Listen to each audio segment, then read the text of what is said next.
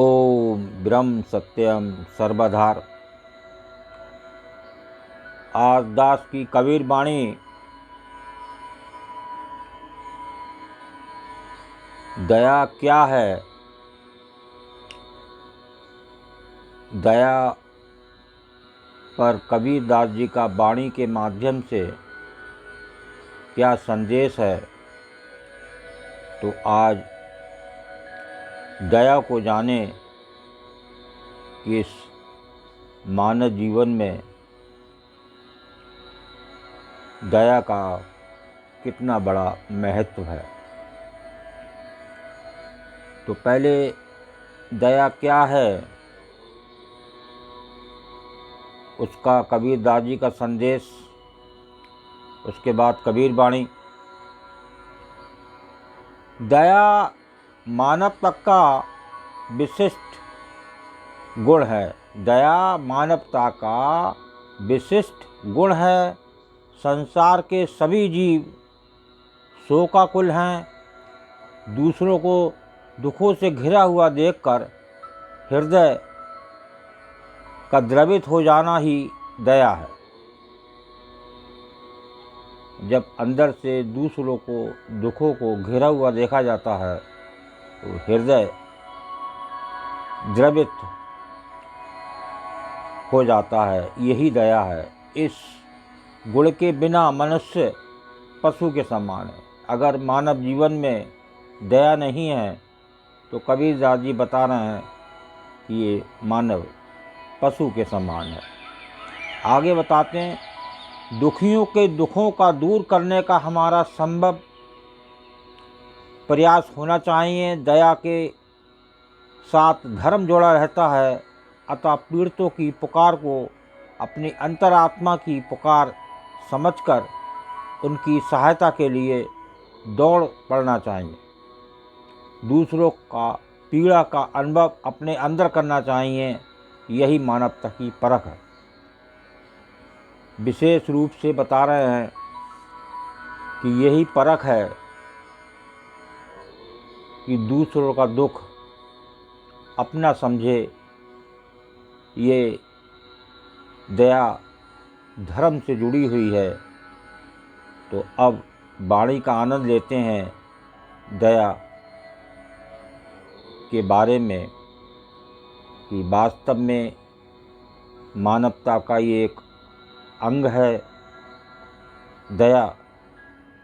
तो आनंद लेते हैं। दया धर्म का मूल है, पाप मूल संताप। दया धर्म का मूल है, पाप मूल संताप। जहाँ क्षमा तहाँ धर्म है, जहाँ दया तहाँ आप कबीरा। जहाँ दया तहाँ आप। दया धर्म का मूल है, पाप मूल संताप।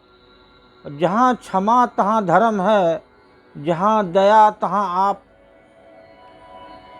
तो बता रहे हैं कबीर दास जी, दया धर्म का आधार है और पाप की जड़ दूसरों को संताप देना है।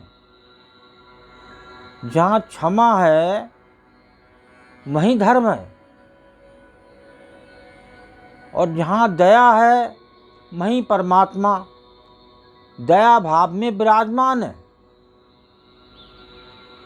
बहुत ही सुंदर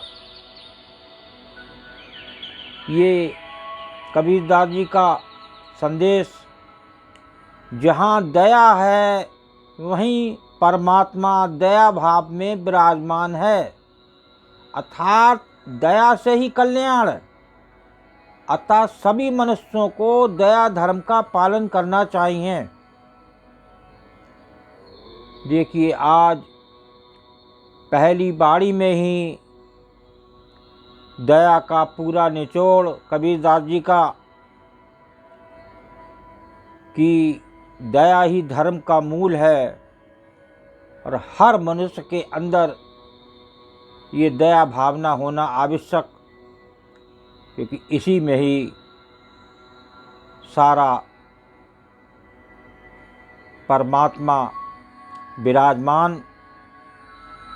आज हम इस अंग से जुड़ें और आज ही एक नियम बनाएं कि एक दया अपने जीवन में सर्वप्रथम विराजमान रहे, ताकि प्रभु तो विराजमान हैं, वो हर पल देख ही रहे हैं।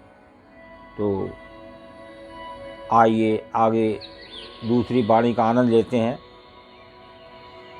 दया भाव हृदय नहीं, ज्ञान कथय बेहद,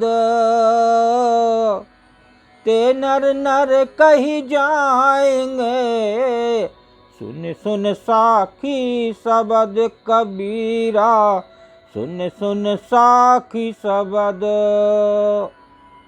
दया भाव हृदय नहीं, ज्ञान कथय बेहद, और ते नर नर कही जाएंगे, सुन सुन साखी शब्द।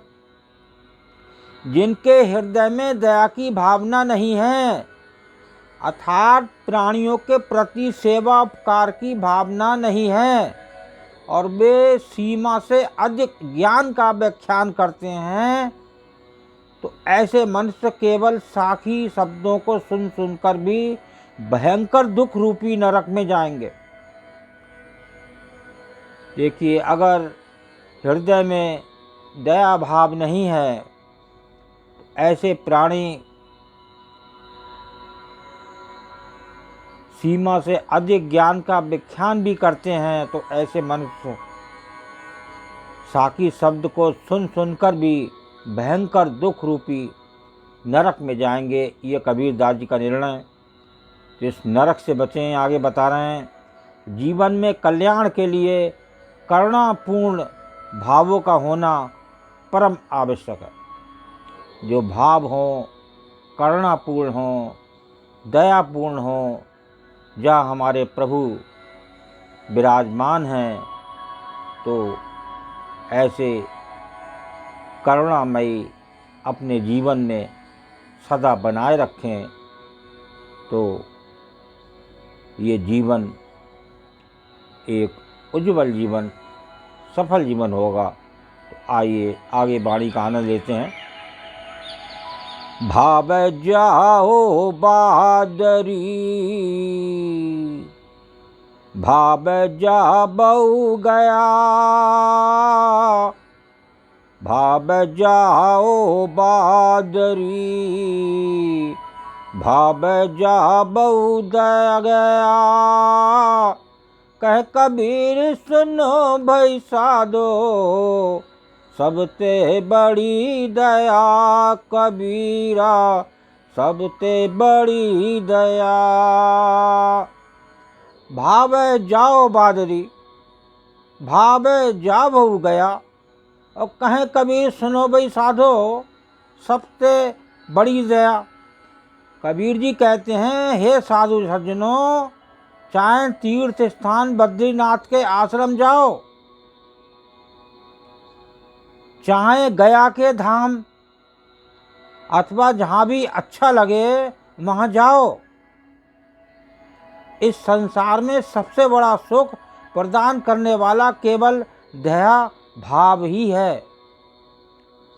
बहुत ही सुंदर निर्णय कबीरदास जी का संदेश कि साधु सज्जनों, चाहे तीर्थ स्थान बद्रीनाथ आश्रम, चाहे गया, जहाँ भी जाओ अच्छा लगे वहाँ जाओ। इस संसार में सबसे बड़ा सुख प्रदान करने वाला केवल दया भाव ही है। अगर दया भाव नहीं है और आप बद्रीनाथ आश्रम, गया धाम जा रहे हैं, तो सब ये व्यर्थ है। और जिसके जीवन में दया नहीं है, तो वो बता रहे हैं कि पशु के समान है। आगे बताते हैं, दयाहीन व्यक्ति किसी भी तीर्थ स्थान पर जाए पुण्य की प्राप्ति नहीं कर पाएगा। चाहे किसी भी तीर्थ स्थान जाए और अगर दया भाव नहीं है तो वो पुण्य की प्राप्ति नहीं कर पाएगा। कितना सुंदर कबीरदास जी का संदेश। इसको जरूर अपने हृदय में उतारें, मन में इसकी याद बनाएं। बहुत बड़ी बात एक संत कबीरदास जी की। तो लास्ट वाणी का आनंद लेते हैं। कुंजर मुख से कन गिरा, खुटे न बाको आहार, कीड़ी कन लेकर चली, पोषण दे परिवार कबीरा, पोषण दे परिवार। कुंजर मुख से कन गिरा, खुटे न बाको आहार, और कीड़ी कन लेकर चली, पोषण दे परिवार। खाते हुए हाथी के मुख से यदि अन्न का एक कण गिर गया, देखिए बहुत बड़ी बात एक संत की। खाते हुए हाथी के मुख से यदि अन्न का एक कण भी गिर गया, इससे उसके आहार में किसी प्रकार की कमी नहीं आई, परंतु उस कण को लेकर चींटी चली गई, उससे उसने अपने परिवार का पोषण किया। देखिए उस हाथी के पोषण में, पालन में, उसके भोजन में कोई कमी नहीं बता रहे हैं, लेकिन एक जो चींटी एक परिवार के लिए वो अन्न का दाना लेकर चली तो उसने अपने परिवार का पोषण किया।